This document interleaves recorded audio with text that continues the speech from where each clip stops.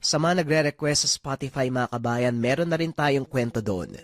Tignan lang ang screen para sa information or pindutin ang link sa comment section para diretso na kayo kagad sa Spotify or pwede nyo ring isearch ang Kwentong Bayan Podcast.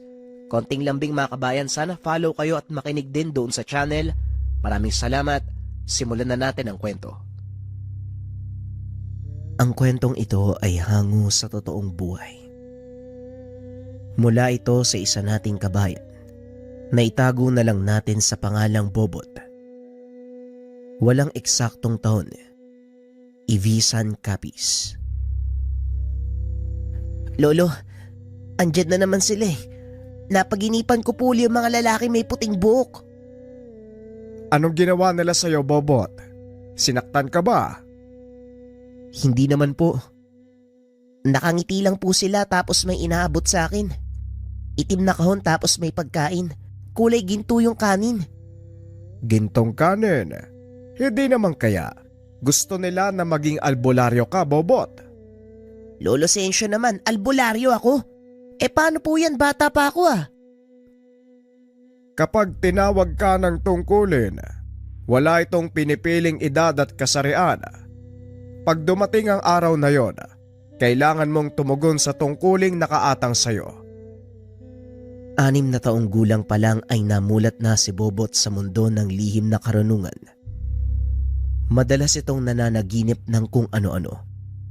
O hindi naman kaya nakakakita ng mga nilalang na mula sa kabilang dimensyon. Mula sa pamilya ng mga manggagamot ang binata, 3 henerasyon mula sa kanyang lolo Sensyo na kilalang serohano sa kanilang lugar. Sa murang edad, napilitang magsanay ang paslit sa panggagamot.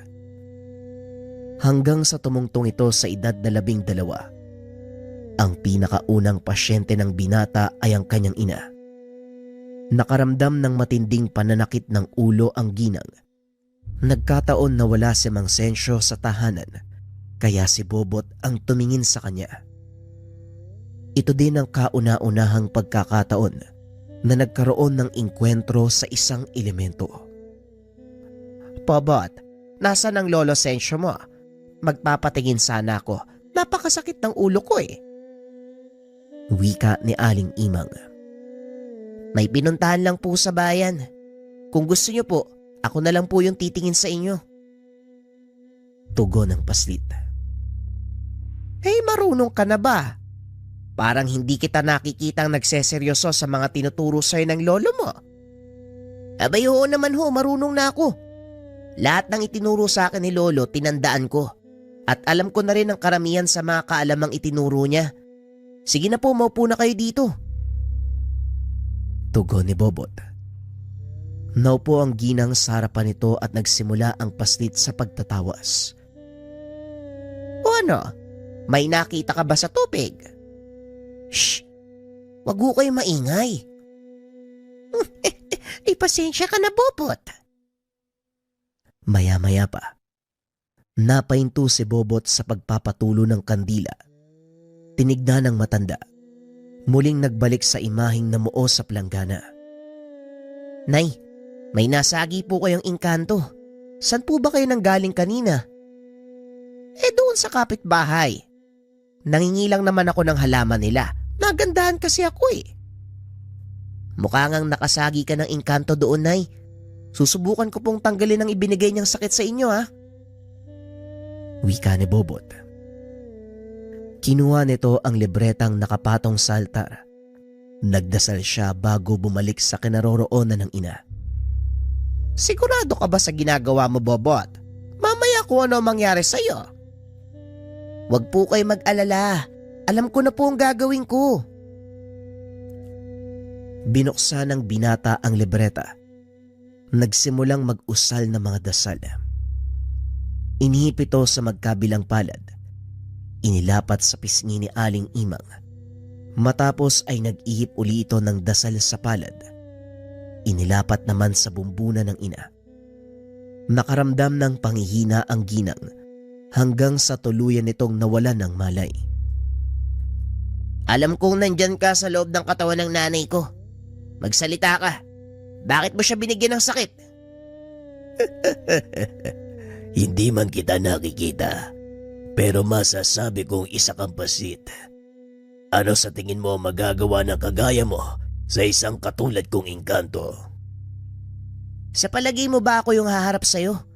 Nagkakamali ka. Kaya ngayon pa lang, alisin mo na ang inilagay mong sakit sa nanay ko. Huwag mo nang hayaang umabot pa sa punto na magalit ang kaibigan ko. Tinatakot mo ba ako? Sa palagay mo, uubra ba ang ginagawa mong yan? Eh di sige, kung talagang matigas ka. Wika ni Bobot. Sabay ihip ng dasal sa noo ni Aling Imang. Biglang sumigaw ang nilalang na sumapi sa ginang. Nagmakaawa itong pakawalan. Pakiusa, pakawalan mo ko. Utusan mo ang alaga mong bitawan ako. Ngayon nagmamakaawa ka.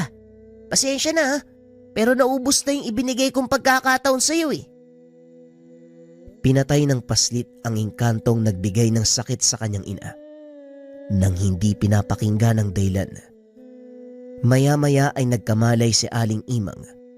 Inabutan nito ng tubig ni Bobot. Eto na'y inumin niyo po. Kumusta ho ang pakiramdam niyo? Ayos na ang pakiramdam ko, pero anong nangyari? Bakit ako nawala ng malay? Tugon ni Aling Imang. Sakto namang dumating si Mang Sensyo. Bakit dyan nakaupo si Imang? Upuan ng pasyente yan May kasama ako magpapagamot. Kinamot kasi ako ni Bobotay. Nakaramdam ako ng sakit ng ulo kanina. Marunong na palang manggamot itong apo mo. Siya nga ba? O sige, mamaya tayo mag-usap at kailangan ko munang asikasuhin ang pasyente ko. Bobot, gusto mo ba akong tulungan? Sige ho, ano po bang gagawin ko, Lolo? Kunin mo yung langis sa... Teka, bakit nandito ang libreta na madasal? Anong ginawa mo, Bobot? Ginamot ko lang po si nanay. Wala po akong ibang binasa sa libreta nyo. Paano mong ginamot ang nanay mo? Ano bang sakit niya? At ikaw bang may gawa ng pagtatawas na ito? Opo, ako po'y may gawa ng tawas. Sabihin mo sa akin, bakit nakabuklat ang libreta sa aklat ng mga pamparusa? Kasi nga po, binigyan ng sakit ng isang engkanto si nanay, kaya pinarusahan ko. Pinarusahan mo? Ay nako, mag-uusap tayo mamaya. Hala sige, pumasok ka sa silid. Huwag kang lalabas hanggat hindi kita tinatawag. Alam ni Bobot na galit ang matanda. Ngunit hindi niya alam kung bakit. Pumasok sa kwarto ang paslit. Matyagang nag-antay na tawagin ng kanyang lolo Sensyo hanggang sa hindi nito na malayang nakaidlip na pala siya. Maya-maya ay narinig nito ang boses ng matanda. Dali-dali siyang bumangon. Paglapat ng mga paa sa sahig. Laking pagtataka dahil naramdaman niya ang makapal na damuhan. Salip ang kawayang sahig ng kanilang tahanan. Inikot ng paslit ang tingin sa paligid. Napagtanto na nasa ibang lugar na naman siya. Ngunit sa pagkakataong iyon, tila hindi siya panaginip dahil nararamdaman niya ang lahat. Nasa loob ng makapal na kagubatan si Bobot na napapaligiran na naglalakihang puno. May naririnig itong mga nilalang na tumatawa at nagkakantahan. Hindi pamilyar sa kanya ang lugar na iyon, kaya bagyang nakaramdam ng takot ang paslit. Maya-maya pa, muli niyang narinig ang tinig ni Mang Sensyo. Huwag kang matakot, Bobot. Nandito ka sa loob ng aking dome. Ito ang teritoryong kanlungan ng aking kaluluwa sa tuwing gusto ko magpahinga. Wika ni Mang Sensyo. Alam ni Bobot ang tungkol sa dome at kung para saan ito. Paulit-ulit na pinapaliwanag ng matanda sa kanya ang kahalagahan ng pagtatatag ng isang matibay na dome, pati na rin ng poder, lalo na kapag nanggagamot. Ginagawa lang ito ng matanda sa mga pasyente niyang nangangailangan ng espiritual na tulong. Bakit po pinapasok niyo ako dito? May problema po ba sa akin? Wala namang problema sa'yo, Apo. May gusto lang akong itanong eh. Ano ang ginawa mo sa nilalang na nagbigay ng sakit sa nanay mo kanina? Tinanong ko lang po siya, Lolo. Pero nagmatigas po eh. Minaliit pa ako, ang sabi niya, wala daw magagawa ang batang kagaya ko. Kaya ginamit ko yung susi ng dalakit.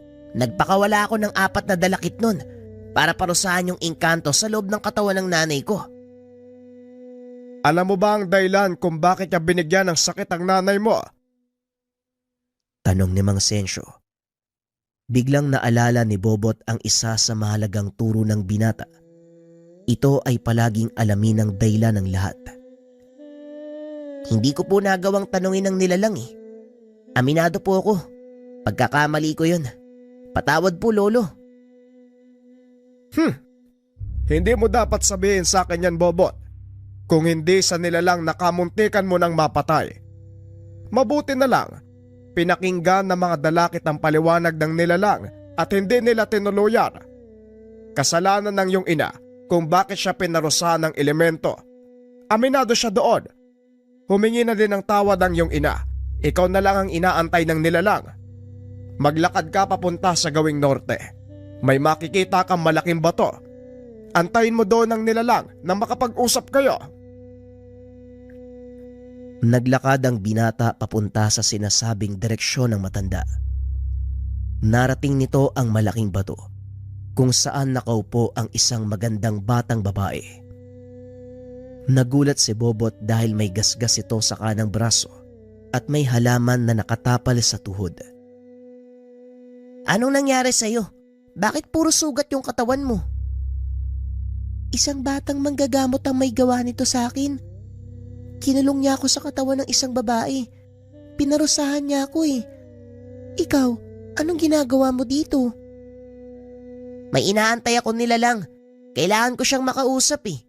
Dahil may nagawa akong hindi maganda. Pinarusahan ko siya nang hindi man lang inaalam ang buong pangyayari. Kailangan kong humingi ng tawad sa kanya. Ako din may inaantay ako eh. Yung manggagamot na nagparusa sa akin, ang sabi ni Tandang Sensyo, hindi lang daw naunawaan ng manggagamot na yon ang nangyari. Kaya naparito siya upang makipag-usap. Nanlaki ang mga mata ni Bobot nang mapagtanto na ang kausap ay ang mismong engkantong pinarusahan.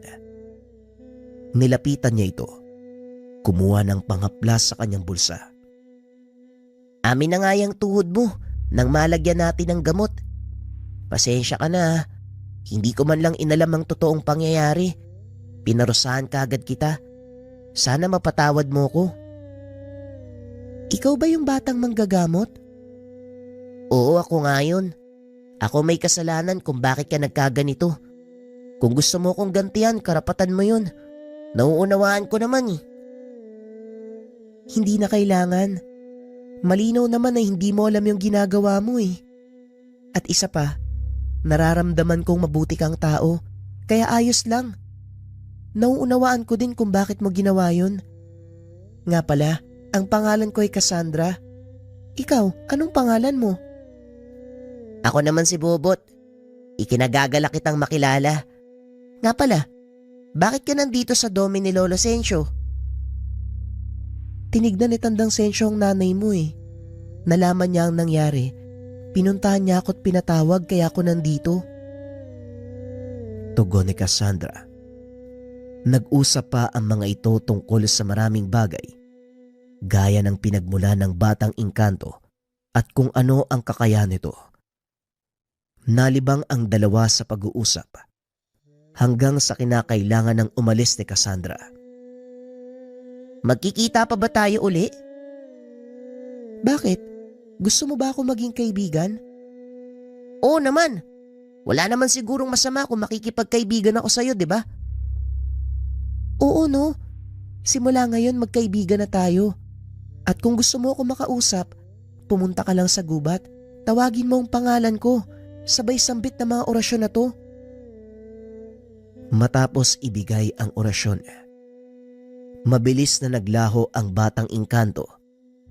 Tila hinigop naman pabalik sa pinagmulan si Bobot. Naramdamang bumagsak siya sa sahig. Aray! Ang sakit ng puwet ko, teka. Huh? Nakabalik na pala ako sa kwarto? Wika ni Bobot. Akmang tatayo na sana ito nang biglang magsalita si Mang Sensyo. Siguro naman ngayon, magtatanda ka na. Opo, mahalagang aral lang itinuro niyo sa akin. Lagi ko pong tatandaan yun.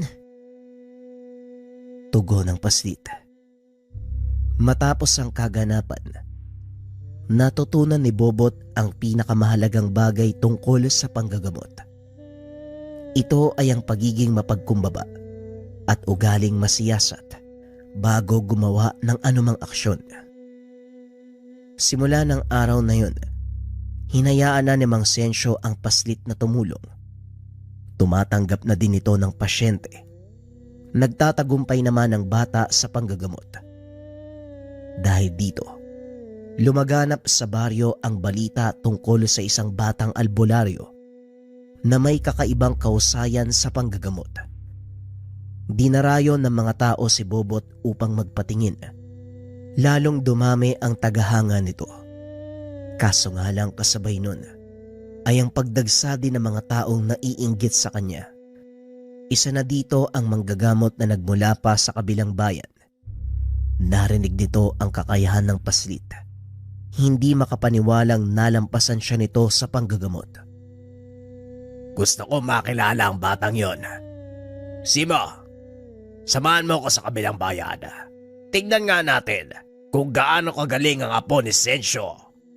Pero Kaberto, talaga bang papatulan niyo yung paslit? Alanganin naman yung gusto mo para sa isang kagaya niyong batikan. Hindi alanganin yon, Berto. Ang pagiging manggagamot ay walang pinipiling edad. At sa tingin ko, masasapawan ako ng batang yan. Kaya gusto ko malaman kung totoo ang sinasabi ng mga tao nang sa ganon, makagawa ko ng aksyon. Sakit sa lalamunan nitong si Sensyo. Talagang dumagdag pa ang apo niya. Pag-uusap ni Kaberto at Simo. Nagpunta ang mga ito sa tahanan nila Bobot. Saktong nasa kalagitnaan ng panggagamot ng paslit. Nakatayo si Mang Sensyo sa tabi nito habang nakikipag-usap sa pasyente. Nakita ni Kaberto ang dating parokyano na nakapila para magpatingin. Kaya lalo itong nanggalaiti. Nagpumilit itong pumasok sa loob ng bakuran kahit siksikan ang tao doon sa loob. Napansin naman ito ni Mang Sensyo kaya dali-dali itong tumayo sa pintuan. Kaberto, magandang gabi sa'yo. Anong maitutulong ko? Bakit ka napasugod sa ganitong oras ng gabi? Magandang gabi, Mang Sensyo. Gusto ko lang makita kung paano manggamot ang apo mo at bakit kinalala siya ng ganito kabilis. Walang problema. Hanggat hindi ka nagiging sagabal sa ginagawa ng apo ko, maaari mong panoorin ang kanyang ginagawa. Halika, tumuloy ka. Naupo si Kaberto sa sulok habang pinapanood ang paslit. Napansin ito. Walang pinagkaiba ang ginagawa ni Bobot sa kanilang pamamaraan. Parehong kumbate espiritual ang ginagamit na paraan. Nang mga oras na yun, isang babaeng sinapian ng duwende ang ginagamot ni Bobot. Nakikita ni Kaberto kung paano nitong pinarurusahan ang nilalang. Hindi makapaniwala ang Ginoo na sa murang edad ng paslit, may taglay itong kakayahan ng isang batikang manggagamot. Maya-maya pa, tuluyan ng sumuko ang nilalang sa katawan ng pasyente. Tinanggal na nito ang inilagay na pinsala. Nangakong hindi nagagambalain pa ang babaeng iyon. Tumayo si Bobot para uminom ng tubig. Tumayo din si Kaberto. Hinarap ang mga taong nag-aantay. Mga kasama, alam ko ang iba sa inyo ay kilala ko. Karamihan sa mga mukhang nakikita ko ngayon ay mga masugid kong parokyano. Nasaksihan ko ang pamamaraan ng panggagamot ng batang ito at masasabi kong isa siyang huwad. Nagulat si Mang Sensyo sa sinabi ni Caberto, kaya dali-dali niya itong nilapitan. Berto, anong ginagawa mo? Bakit mo sinasabi ang bagay na yan? Bakit hindi ba totoo? Kakuntsaba niyo ang pasyenteng yan at ang pamamaraang ginagamit ng apo mo, kinopya niyo lang sa akin. Anong pinagsasasabi mo? Hindi huwad ang apo ko at lalong hindi mula sa iyo ang pamamaraang ginagamit niya. Makasama, pasensya na po kayo. May kaunting hindi pagkakaunawaan lang. Sandali lang po at ayusin namin ito. Wika ni Mang Sensyo. Nagbulungan ang mga tao. Naririnig ni Bobot ang masasakit na salita mula sa mga ito. Lolo, ano po bang nangyayari? Sa kasino po ba sila? Maupo ka lang, Bobot. Ako nang bahala sa kanya. Huwag kang mag-alala. Meron lang kaunting hindi pagkakaintindihan. Wika ng Mang Sensyo. Sa pagkakataong iyon si Caberto ang sumagot. Anong hindi pagkakaintindihan? Malinaw na ang ginagawa niyo. Pangungopya ng pamamaraan ko sa panggagamot. Makasama, huwad ang batang ito. Kaya kung ako sa inyo, mag-isip-isip na kayo. Berto, itigil mo yan. Alam mong hindi huwad ang apo ko. Kung may galit ka sa akin, huwag mo nang idamay ang bata. Ang tanging intensyon ni Bobot ay makatulog nang walang hinihinging kapalit. Kahit kailan, hipokrito ka talagang matanda ka. Anong walang hinihinging kapalit? Tignan mo mga bayong ng gulay na yan. Anong tawag mo sa mga yan? Hindi ba yan ang kapalit ng panluloko nyo sa mga tao? Masyadong mabigat ang binibintang mo, Caberto. Binabalaan kita. Isang maling salita pa. Pagsisisihan mo ang susunod na gagawin ko. At ngayon pinagbabantaan mo ko. Sige, nang makita ng lahat kung sino nagsasabi ng katotohanan at kung ano ang taglay na kulay ng balat niyong maglolo. Umalis ka na, Berto. Hindi ko na uulitin ang sinabi ko. Hindi ako aalis hanggat hindi niyo inaamin na huwad kayo. Talagang sinusubukan mo ang pasensya ko. O sige, kung yan ang iniisip mo, wala akong magagawa. Tao na magpapasya. Makasama, sa tingin niyo ba, huwad ang aking apo? Tanong ni Mang Sensyo. Ngunit wala ni isa sa mga ito ang nagsalita. Maging ang pasyenteng kakatapos lang gamutin ni Bobot, piniling manahimik. Hindi makasagot ang mga tao. Nangangahulugan lang na hindi sila lubusang nagtitiwala sa apo mo, tanda. Makasama, nasa inyo ang pagpapasya. Ang intensyon ko lang, isiwalat ang katotohanang huwad ang batang albularyong to. Wika ni Caberto. Nagulat ito nang biglang sumigaw si Bobot. Hindi totoo ang sinasabi mo. Hindi ako peke. At ngayon, papatunayan ko sa'yo. Wika ng paslit. Naglakad ito papunta sa mga tao. Nilapitan ang isang matandang walang malay. Puno ng sugat ang katawan nito, na tila unti-unting kinakain ng uod. Nakatayo lang ang paslit sa tabi, habang hawak ang kamay ng matanda. Nasa tabi mo ko, Bobot. Ako nang bahala sa sakit ng matandang yan. Ipakita mo sa kanila na totoo ang sinasabi mo. Hindi ka peke. Nagulat ang paslit. Dahil kahit hindi tinawag si Cassandra ay kusa itong dumating. Cassandra, anong ginagawa mo dito? Saka ko na ipapaliwanag. Sa ngayon, unahin mo muna ang pasyenteng ito. Sundan mo mga sasabihin ko. Nagbulong ng mga dasal si Cassandra sa tenga ni Bobot. Sinundan naman ito ng binata.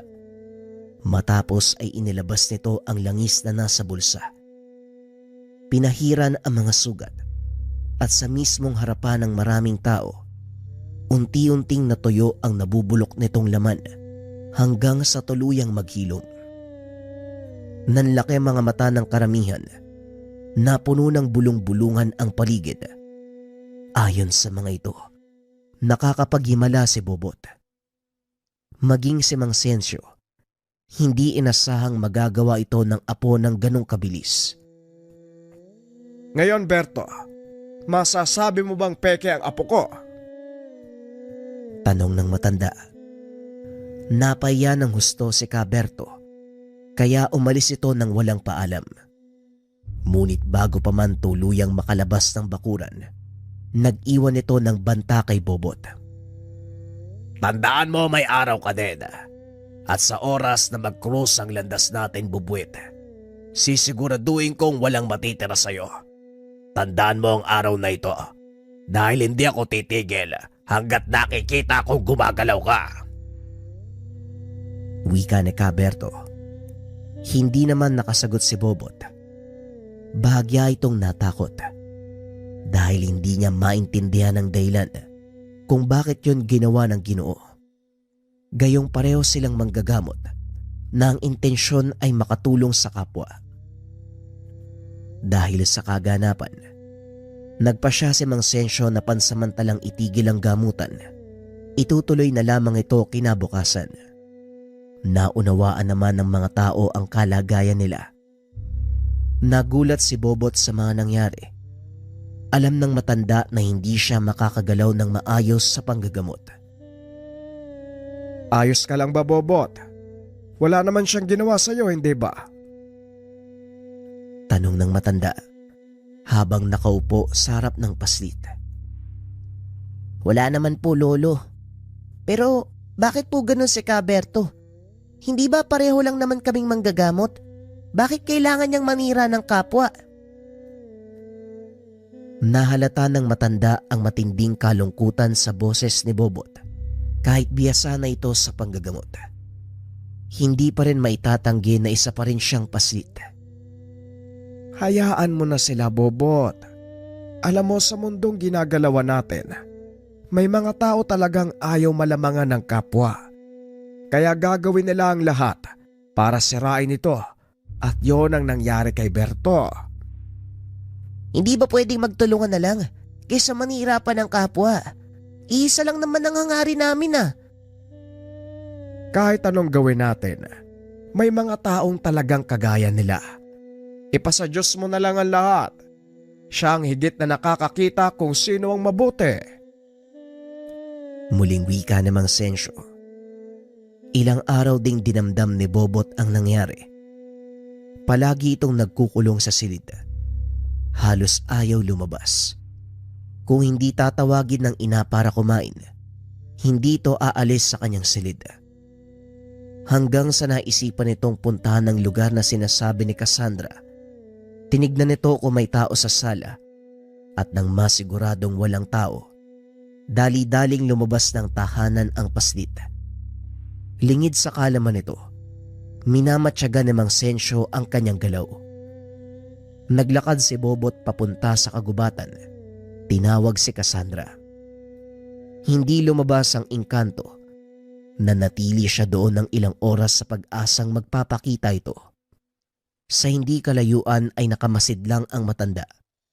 Inaabangan nito ang susunod na gagawin ng apo. Ilang sandali pa ay nagpa siya nang umuwi si Bobot. Dali-dali na ring umalis sa lugar ang matanda upang hindi malaman ng paslit na sinusundan siya nito. Matamlay na pumasok ng tahanan si Bobot dahil hindi nagpakita ang kaibigang engkanto. Dumiretso ito sa kanyang silid. Muling nahiga sa kama. Maya-maya ay lumitaw si Cassandra sa kanyang tabi. Pasensya ka na kung hindi ako nagpakita kanina. Sinundan ka ni Mang Sensyo kaya natakot ako magpakita. Sa totoo lang, wala kasi akong tiwala sa kanya Ganun ba? Ibig sabihin nandun ka rin kanina? Oo naman naroon ako. Kaya nga nakita ko ang lolo mo Pero ano bang nangyayari sa'yo? Ilang araw ka nang hindi lumalabas sa silid Dahil doon sa nangyari, Cassandra. Masama pa rin ang loob ko sa mga narinig ko mula kay Kaberto. May mga manggagamot din palang inggit sa kapwa nila. Hindi mo maiiwasan yun, Bobot. Ang isipin mo na lang, tama ang ginagawa mo. Hayaan mo sila. Siraan ka man nila sa iba. Ang mga bakas ng iyong kamay ang siyang magpapatunay na malinis ang hangarin mo at totoo ka sa ginagawa mo. Napangiti si Bobot. Kahit papano ay nabuhayan ng loob. Nag-usap pa ang dalawa ng matagal hanggang sa nakumbinse ng batang engkanto si Bobot na bumalik na sa panggagamot. Matapos ang pag-uusap, lumabas ito ng silid at nilapitan si Mang Sensyo. Oh, bakit parang biglang nagbago yung reaksyon ng mukha mo? Ano bang nakain mo? Wala nga po, Lolo. Pero hindi po yan ang inilapit ko sa inyo. Gusto ko na po ipagpatuloy ang panggagamot. Sinasabi ko na nga ba't magigising ka ring bata ka? O siya, kumain ka muna at tamang-tama mamayang hapon. Pupuntahan ko yung isang babae doon sa kabilang baryo. Gusto kong sumama ka sa akin. Wika ng matanda. Matapos kumain ay nag-ayos ng sarili si Bobot. Isinuot nito ang kanyang maliit na bag na pinaglalagyan ng mga libreta, langis, at mga pangontrang ibinibigay sa mga nagiging pasyente. Kinuha din ito ang lumang tungkod ni Mang Sensyo. Paglabas ng tahanan, pinagtatawanan pa ito ng matanda dahil sa kanyang ayos.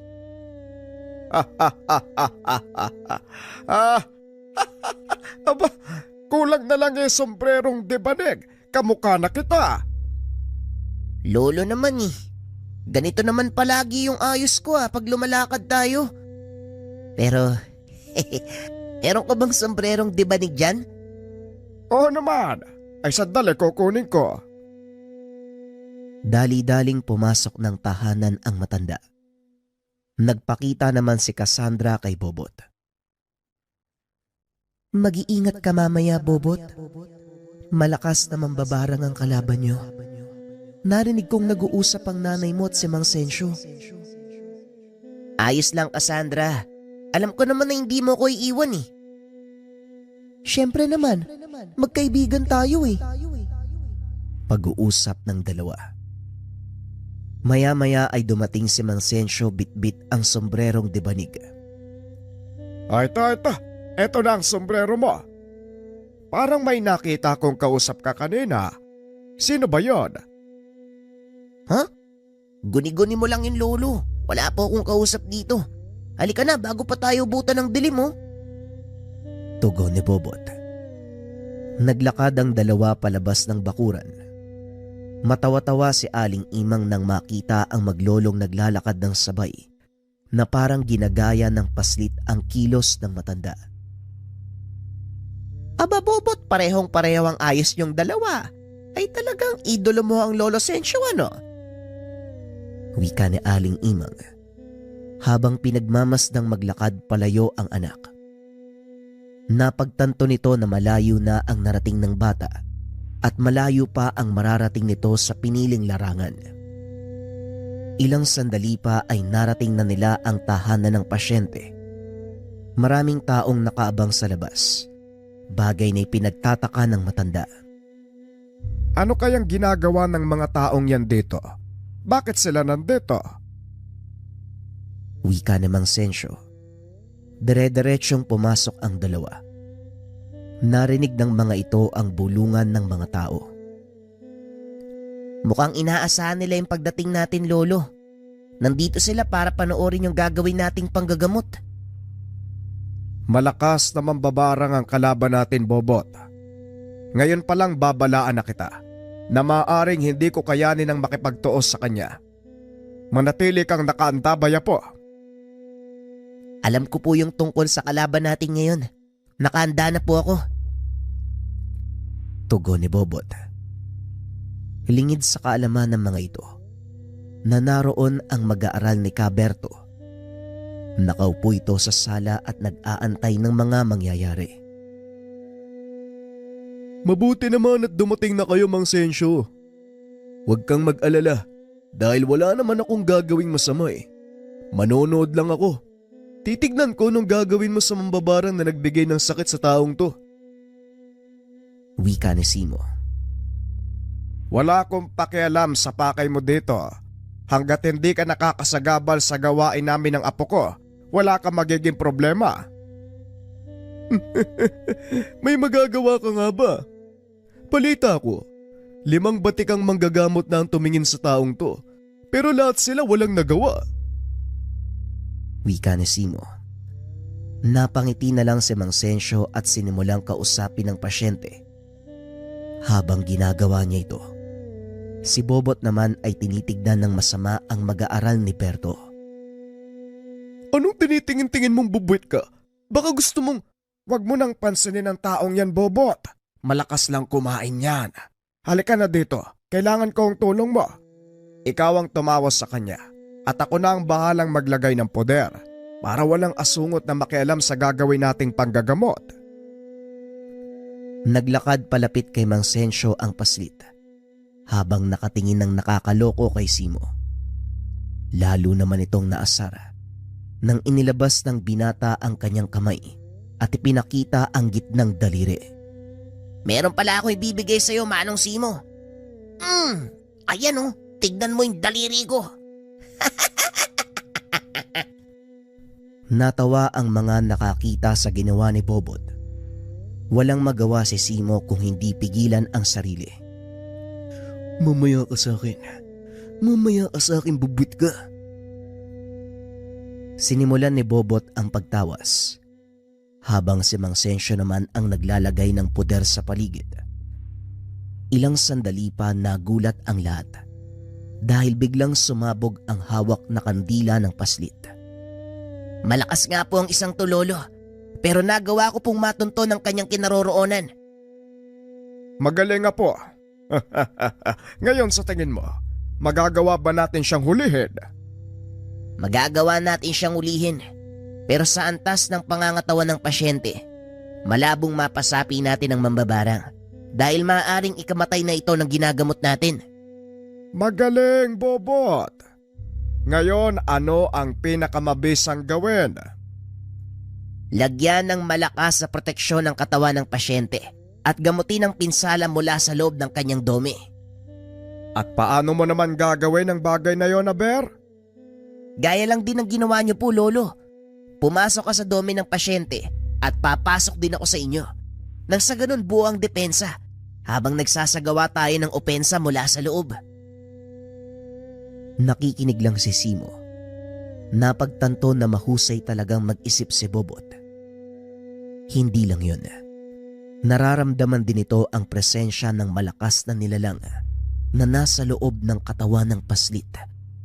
Nagpa siya itong manatili para mag-obserba.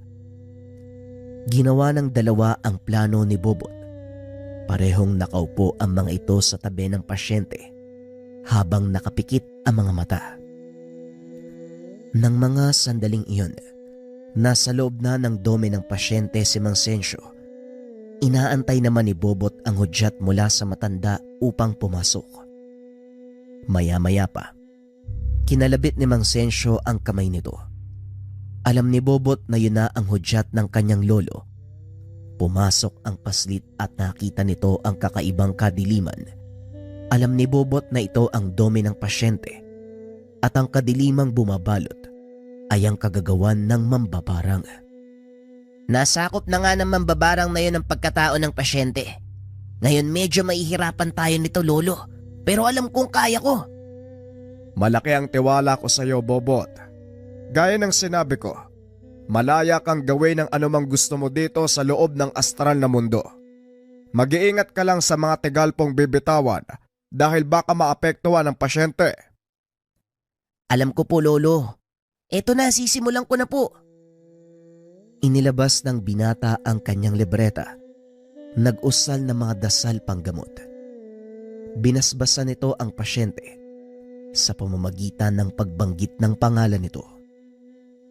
Nagpatuloy lang ang ginagawa ni Bobot hanggang sa tuluyang mapagaling ang kaluluwa ng pasyente. Magaling, Bobot. Nagawa mong gamutin ang pinsala sa kaluluwa ng pasyente. Pero hindi pa tayo tapos. dahil hindi mawawala ang sumpa sa kanya kung hindi ito tatanggalin ng mambabarang o kung hindi mamamatay ang nagbigay sa kanya ng sumpa. Natunto na natin ang kinaroroonan niya, Lolo. Bakit hindi natin puntahan? Hindi maaari, Bobot. Maaring sinadya nitong magpakita. Hindi pangkaraniwang ilantad ng isang mambabarang ang kanyang kinaroroonan. Pero paano po natin siya matatalo? Pag-uusap ng dalawa. Sa pagkakataong iyon sumagot si Simo. Makakatulong ako. Yan ay kung gusto nyo. Ano naman ang binabalak mo, Aber? Wala akong binabalak na masama. Nag-aalok ako ng tulong. Kung ayaw nyo, wala namang problema. Ay sige nga, anong maaari mong gawin? Kaya ko matukoy kung patibong ang hinahain sa inyo ng mambabarang. Ngayon kung wala namang kayong tiwala, edi wag. Bakit mo naman kami tinutulungan? Sa totoo lang, Manong, mahirap man aminin. Nakita ko ang kausayan nitong bubwit. Ni Bobot pala. Napatunayan ko din na hindi totoo ang bintang ni Caberto. Siya ang nagkamali eh. Gusto lang nitong siraan ang reputasyon ng apo nyo. Oo, estudyante ako ng taong yun. Pero hindi ibig sabihin magkapareho kami ng prinsipyo. Ang totoo niyan, hindi ako nagpunta dito dahil sa utos niya, kung hindi sa sarili kong pagpapasya. Kung ganon, ano pag ginagawa mo dyan? Wala tayong matatapos, puro kasalita. Tugon ni Mang Sensyo. Tumayo si Simo at pinuntahan ang pasyente. Dinama ang pulso at muling kinausap ang matanda. Tamang nakita nyo. Totoong yun ang kinaroroonan ng mambabarang. Pero delikado ang sumugod ng basta-basta. Dulot ng malakas na proteksyon sa paligid ng kanyang tahanan. Kung ganon, anong maaari nating gawin, Simo? Isa lang ang paraan. Hindi pa alam na mambabarang na isa ko sa inyo.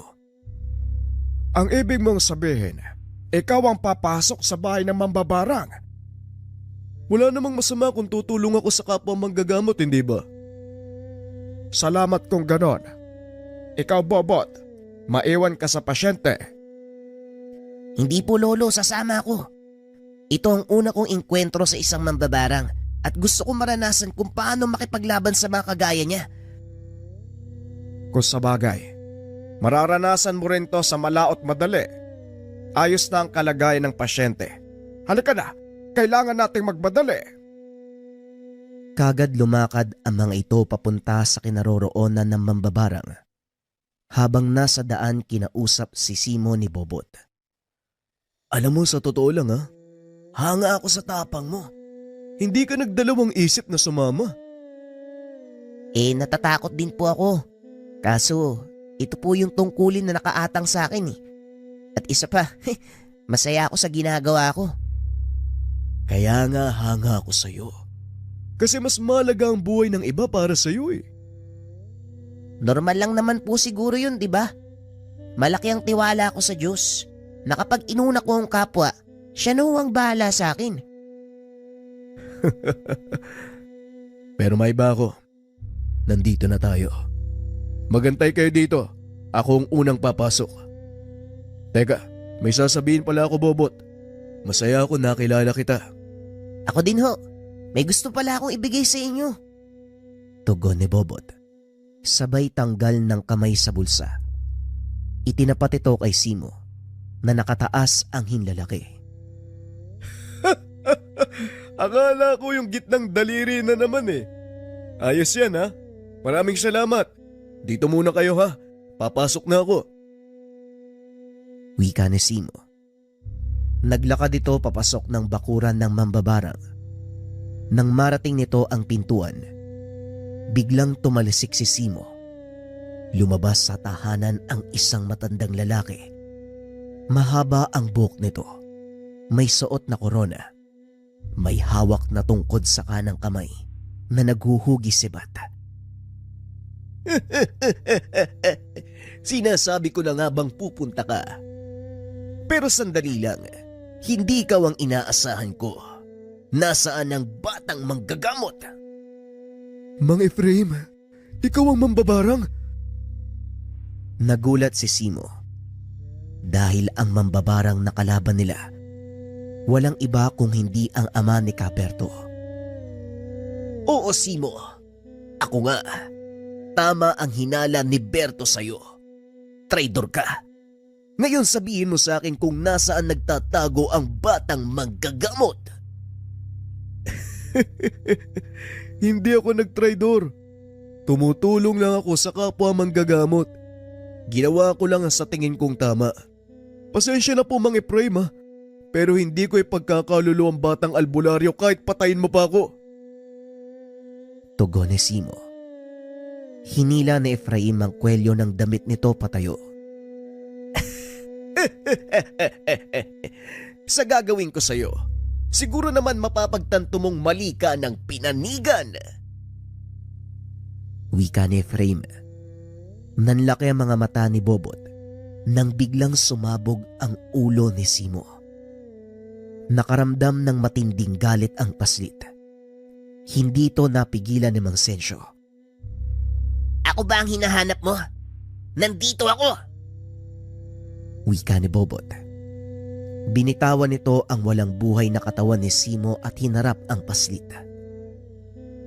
Hindi ko akalaing papatol ako sa bata. Pero alam kong banta ka sa mga plano namin ni Berto. Kaya kailangan kitang patayin. Wika ni Efraim. Binato nito ng tegalpo si Bobot. Kaso nga lang hindi tumalab. Nagtaka ito dahil hindi niya naramdamang nagtaas ng depensa ang paslit. Nagmumula sa ibang tao ang depensang iyon. Hindi mo magagalaw ang apo ko. Kailangan mong dumaan sa ibabaw ng bangkay ko bago mo siya mahawakan. Sensyo, ang dakilang albularyo ng kabilang bayan. Hindi ko alam kung saan mo kinuha ang lakas ng loob para harapin ako. Kahit alam mong wala kang binatbat. Matagal na panahon tayong hindi nagkita. Hindi ka pa rin nagbabago. Mayabang ka pa rin. Dahil alam ko ang kapasidad ko at kilala ko ang sarili kong lakas. Hindi pagmamayabang ang tawag dun kung hindi pagharap lamang sa katotohanan. Siya nga ba? Ay tignan natin. Muling nagbato ng tigalpo si Efraim. Sa pagkakataong iyon si Bobot ang gumamit ng depensa. Biglang napalingon ang dalawang matanda dahil hindi nila akalaing magagawang kontrahin ng paslit ang ganong kalakas na atake. Alam ni Mang Sensyo na kung sakaling tamaan siya nito, maaari niyang ikamatay. Malakas ka nga talaga gaya ng sinabi ni Berto. Pero ang tanong, hanggang kailan ka tatagal? Wika ni Efraim. Binato niya ng sunod-sunod na tigalpo ang paslit. Kaso nga lang nanatiling nakatayo si Bobot. Nakatitig ito sa kanya habang nakangiti. Wala ka ba napapansin? Hindi ka ba nagtataka kung bakit hindi tumatalab ang mga atake mo sa bata? Tanong ni Mang Sensyo. Saka palang napansin ni Efraim ang nangyayari. Wala akong pakialam. Maya-maya lang ay babagsak na din ang depensa ng apo mo. Papasan pa't makikita mong nagkalat sa paligid ang pira-piraso niyang... Hindi na nito naituloy ang sasabihin dahil naramdaman na may kung anong tumama sa kanya. Nanigas ang katawan nito. Kahit anong gawin, hindi niya maigalaw ang mga binti. Napatingin ito kay Bobot na noon ay may hawak na libreta. Ngayon ako naman! Wika ng paslit. Sunod-sunod na dasal pang atake ang binitawan nito mula sa iba't ibang aklat ng karunungan gaya ng Sator Coronados, Metatron, Atardara at ang mismong Infinito de Deus. Kung sa pangkaraniwang mga mata lang, hindi mo makikitang nagliliparan ang espiritual na sandata. Ngunit sa taong may kakayahan, makakaramdam ka ng kilabot kung makikita mo maging ang mga nilalang na nagbabato at may hawak nito. Hindi man lang naisip ni Efraim na nagawang makumpleto ni Bobot ang aral ng 7 aklat ng karunungan sa edad na 12. Saka pa lamang huminto ng pag-atake si Bobot nang maramdaman nito na wala na sa katawan ng mambabarang ang kanyang kaluluwa. Halika na, Bobot. Kailangan nating balikan ng pasyente. Siguradong sumapi sa katawan nito ang kaluluwa ng mambabarang. Sige po, Lolo. At kung sakali man, ito ang pinakamalaki niyang pagkakamali dahil doon ko siya tatapusin. Pagdating ng dalawa sa tahanan ng pasyente, nakita nila itong nagwawala. Pilit pinipigilan ng mga kaanak ang katawan nito. Ngunit sadyang napakalakas at hindi nila kayang ibalik sa pagkakahiga. Hindi nga ako nagkamali, Apo. Nandito na nga siya. Alam ko pong gagawin niya to eh. Naramdaman ko ang aura niya sa katawan ng pasyente. Siguradong may connection sila. Halika na, Lolo. Tapusin na natin ang labang to. Nilapitan ng paslit ang nagwawalang pasyente. Laking gulat ng mga pumipigil dahil gamit lang ang hintuturo ng binata. Nagawa nitong pigilan ang pag-aamok ng pasyente. Napakatalas ng utak mo, bata. Hindi ko inakalang magagawa mo kong talunin. Pero tignan natin kung ano ang gagawin mo. Ngayong hawak ko ang kaluluwa ng taong ito. Hindi sumasagot si Bobot. Sa halip ay pumikit ito at idinampi ang kamay sa noo ng pasyente. Nagulat si Efraim kung paanong nakapasok ang paslit sa kanyang dome. Anong ginagawa mo dito? Paano kang nakapasok? Nakalimutan mo yata na ang una naming tinignan na yung pasyente. Natural, makakapasok kami sa kanyang dome. Kaya kung ako sa'yo, sumuko ka na. Dahil kung hindi ka umubra sa mundo ng mga buhay, sa tingin mo, may magagawa ka ba sa mundo kung saan hawak ko ang sitwasyon? Anong sinasabi mo? Paano mong napanghahawakan ng dome ko? Hindi ko na kailangang ipaliwanag sa iyo ang lahat. Tumingin ka na lang sa paligid. Inikot ni Efraim ang kanyang tingin. Napagtanto nito na wala siya sa sariling dome. Anong ginawa mo? Paano akong napunta sa dimensyong ito? Cassandra, ikaw na nga yung sumagot sa tanong yan. Ang kulit! Simple lang, mambabarang. Isa kong maharlikang engkanto. Higit na mas nakakataas ang aking otoridad. Kaya naman nang ginamot ni Bobot ang pasyente, nagpa siya kong manatili sa doming ito. Dahil alam kong darating ka. At pasensya na, pero nahulog ka sa aking patibong. Biglang napalood si Efraim. Nabalot ng napakaraming baging ang kanyang katawan. Paigpit ito ng paigpit. Sinisip-sip din ng baging ang enerhiya ng matanda hanggang sa tuluyang matunaw ang kaluluwa ng mambabarang. Maya-maya pa ay dumilat na si Bobot. Nagpasalamat ito sa gabay. Kinausap si Mang Sensyo. Tapos na po ang laban, Lolo. Natalo na natin ang mambabarang.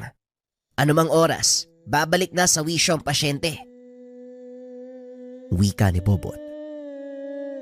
Hindi pa tayo tapos, Bobot. Magpahinga ka lang sandali para makabawi ng lakas. Paparating na si Berto. Nakarating sa kanya ang nangyari nito at alam kong hindi niya papalampasin ang kamatayan ng kanyang ama. Ito ang pinakahinihintay ko. Hayaan mo po siyang dumating na magkaharap kami at mapatunayan kong hindi ko kinopya ang kakayahan niya mula sa kanya. Naupo ang paslit sa sulok at pumikit. Laking gulat ni Mang Sensyo nang makita ang puting liwanag na bumalot sa katawan ng apo.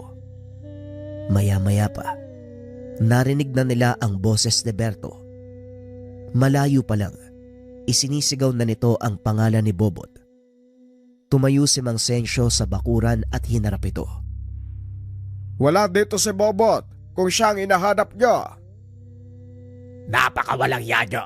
Nagnakaw na nga kayo ng kakayahan mula sa akin. Pinatay nyo pa ang tatay ko. Pwede bang itigil mo ang pag-akto na ikaw ang biktima?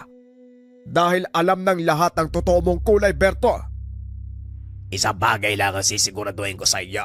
Yun ay ang kamatayan mo, pati na rin ang kamatayan ng iyong abo. O talaga? Bakit hindi mo subukang sumugod? Sinugod ni Berto ang matanda. Nagbato ito ng mga dasal pang Tigalpo, ngunit hinawi lang ito ni Mang Sensyo. Mayabang ka talaga, Sensyo. Pero hindi ako magpapatalo sa iyo. Pagbabayaran niyo ang kamatayan ni tatay at ng estudyante ko. Sa totoo lang, hindi ako dapat humarap sa iyo kundi si Bobot. Alam mo bang nanggigigil sa iyo ang apo ko? Pero sa kasamaang palad natutulog kaya ako munang makikipaglaro sa iyo. Wala akong pakialam sa iyo, tanda. Muling nagbato ng dasal si Berto. Sinabayan pa ito ng pisikal na atake. Sa pag-aakalang magagawa niyang talunin ang matanda, ngunit lingid sa kaalaman ng kalaban na eksperto sa kombate pisikal ang matanda, kaya hindi umubra ang mga atake nito. Maya-maya pa, naramdaman ni Mang Sensyo ang presensya ni Bobot. Nilingon nito ang sulok kung nasaan ang paslit. Wala na ito doon sa lugar. Nagulat na lang si Berto nang makitang nakatayo na si Bobot sa kanyang harapan. Akmang susuntukin na sana nito ang paslit nang bigla naman tumilapon palayo. Ang ingay din talaga ng bunganga mo, ano? Walang yaka. Ang lakas ng... Hindi na nagawang tumayo ni Berto dahil muli itong sumubsob sa lupa. Ano yun? May sinasabi ka ba? Tugon ni Bobot. Hindi magawang makatayo ni Berto dahil sa tuwing gagawin niya ito, muli din siyang babalik sa pagkakadapa. Tigilan mo ang pangisulto sa pagkatao ko. Sa oras na makabangon ako dito, bata mo lang Oh, anyari sa'yo? Ngayon sabihin mo sa akin kung nanggagaya ba ako ng kakayahan. Meron ka rin bang kaalaman sa paggamit ng enerhiya ng bato-balani ng mundo? Wika ni Bobot. Isa ito sa mga aral na itinuro ni Mang Sensyo at nagawang maperpekto ng binata ang dasal na ito. Hindi na hinayaan ng paslit na makabawi pa si Berto. Tinuluyan niya ito sa pamamagitan ng isang makapangyarihang dasal pamparusa. Bumulusok ang malakas na kidlat mula sa kalangitan. Tinupok nito ang katawan ng Ginoo. Mabuti na lang, nagsipagpulasa na ang mga tao nang malaman nilang nagwawala si Berto. Kaya naman hindi nila nasaksihan ang kamanghamanghang ginawa ni Bobot. Ang tanging alam ng mga ito, nagawang patayin ng isang paslit ang isang mangkukulam at isang batikang manggagamot. Matapos ang laban, nakatulog ang paslit. Kaya naman pinasan ito ni Mang Sensyo pabalik sa kanilang tahanan. Nag-aalala si Aling Imang sa pag-aakalang may nangyaring masama sa anak. Huwag kang mag-alala, Imang. Nakatulog lang ang anak mo. Napagod ng husto sa panggagamot. Ay, salamat sa Diyos. Ang akala ko'y napano na ang anak ko. Ilang araw na nakatulog ang paslit. Ayon kay Mang Sensyo, normal lang ito dahil na rin sa enerhiyang nawala sa buong katawan. Matapos ang halos 1 linggo ng pagtulog, nagising ito. Ang unang hinanap ay pagkain. Hindi makapaniwala si Mang Sensyo na magiging ganon kalakas si Bobot. Habang tumatagal, lalong nadadagdagan ng kaalaman ng paslit. Hanggang sa sumapit ito sa edad na 18, lalong nakilala si Bobot dahil na rin sa kanyang kahusayan sa panggagamot. Lalo na sa kasong may kinalaman sa panggagambala ng mga elemento. Ilang beses nang nagkaroon ng engkwentro ang binata sa malakas na mangkukulam at kapwa manggagamot na ang pakay ay pabagsakin siya. Ngunit nanatiling nakatayo si Bobot. Patuloy na nakikipaglaban gamit ang mga karunungang itinuro sa kanya ni Mang Sensyo. Sa paglipas ng panahon, tuluyang lumaganap ang pagkakakilanlan ng binata Umabot pa sa puntong nakarating ito sa ibang bansa. Ito ay nang minsang ipatawag siya ng isa nating kababayan para ipagamot ang anak na halos malantang gulay na. Nagawa itong pagalingin ng binata sa pamamagitan ng espiritual na panggagamot at kausayan nito sa panghihilot. Laking pasasalamat ng taong iyon, kaya naman pinagkalooban nito ng sariling bahay at lupa ang binata, ngunit tinanggihan nito ni Bobot. Ang dahilan ng binatang Bobot: "Hindi ko po kailangan ng karangyaan. Mawawala din sa akin yan pagdating ng panahon. Kaya ibigay nyo na lang po sa mas nangangailangan. Sapat na sa akin na makatulong at makita kayo masaya." Ito ang kadalasang sinasabi ni Bobot sa mga pasyente, lalo na kung nag-aalok ang mga ito ng malaking halaga o hindi naman kaya mamahaling kagamitan. Alam mo anak, hanga din ako sa prinsipyo mo. Kung tinatanggap mo lang yung mga bagay na ipinagkakaloob sa'yo, di sana mayaman ka na. Alam ko po yun ay. Kaso hindi naman po yaman ang iniipon ko eh. Hindi kayamanan sa mundong ito. Kung hindi kayamanan sa langit, mas mahalaga po yun kaysa sa ginto, pilak, limpak na salapi. Balang araw mawawala din yan at hindi natin maisasama sa kabilang buhay. Pero ang kayamanang naiipon natin sa langit, sa oras na sunduin tayo ng Ama, matatamasa natin ang lahat ng yun. Tugon ng binata. Bagaman sa kasalukuyang panahon ay wala na si Bobot, naiwan ang legasiya nito sa kanyang mga anak, pati na rin apo. Patuloy nilang isinasabuhay ang mga aral at prinsipyo ng kanilang ama, na minsang kinilala bilang mahusay na manggagamot sa kanilang baryo. Taas noong ipinagmamalaki sa lahat na sila ay mula sa angkan ng Batang Albularyo.